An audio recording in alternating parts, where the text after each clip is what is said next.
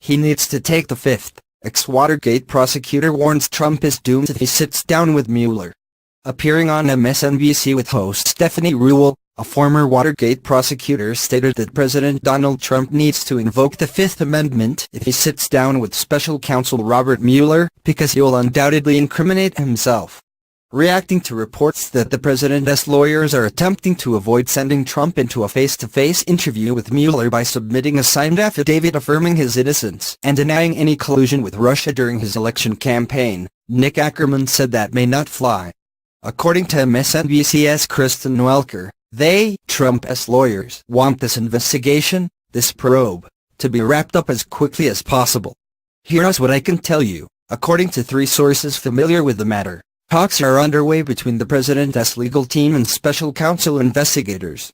Those include what a potential interview with the president might look like, the duration of it and the legal parameters.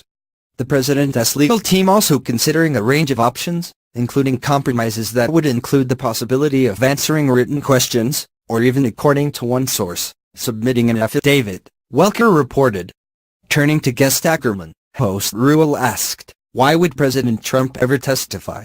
He thinks this is an absolute hoax. If you were his legal representation, you wouldn't want him to. I'd have him take the Fifth Amendment, Ackerman shot back.